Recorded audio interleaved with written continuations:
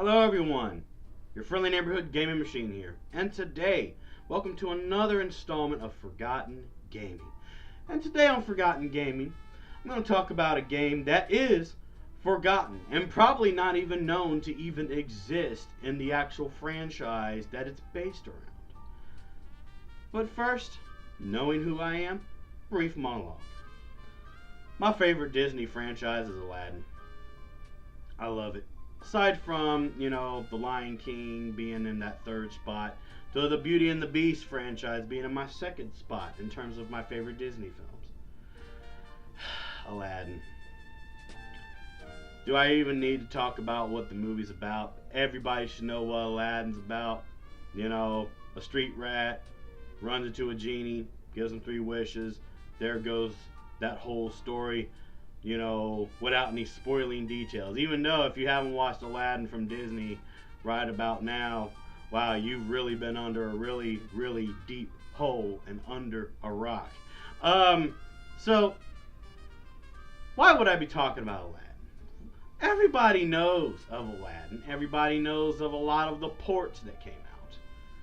But, there was a port that I ran into very recently that made one of my emulators crash because it was so bad.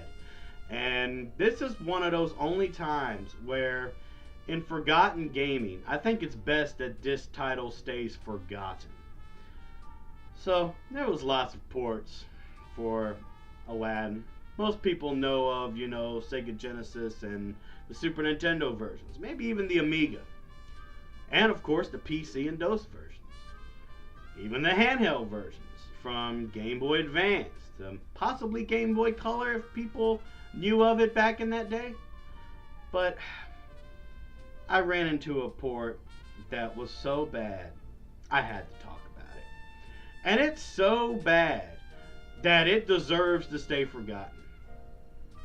Now, I would share the link to this game so people can try it for themselves, but when my emulator crashed, it also messed up the game that I was able to play on that emulator.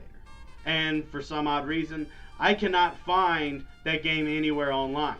So, I don't know what to tell you. If I ever find the link again, I'll put it in the description down below this video.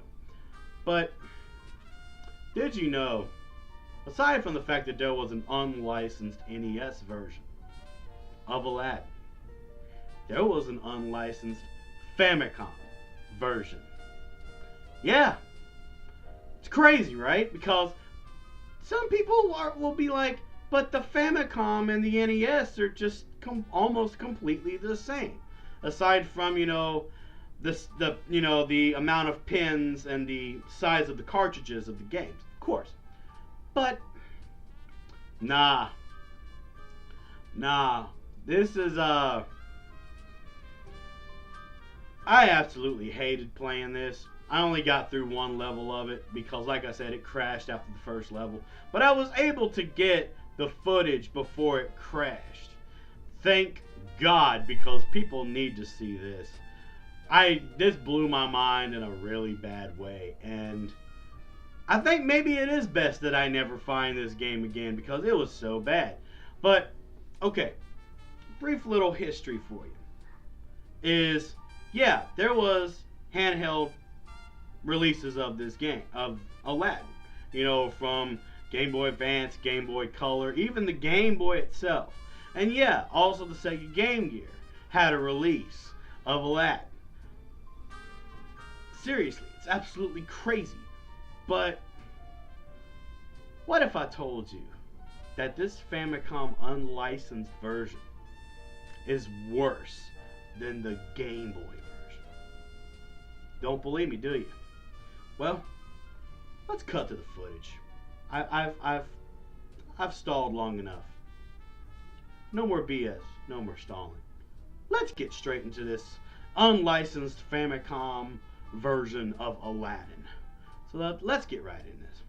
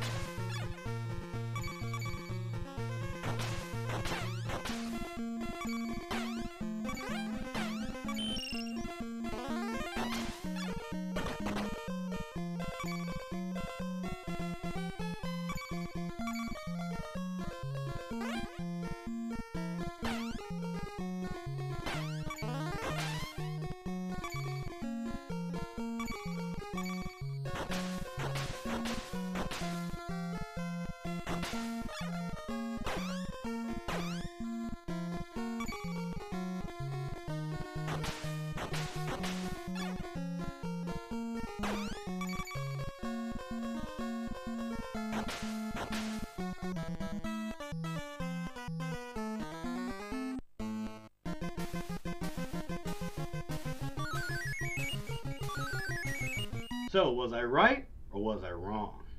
Did you like what you saw? Did you cringe like I did? Let me know in the comments down below, and don't forget to click that like button. But as always, thank you so much for watching Forgotten Gaming, and I will see you in the next installment.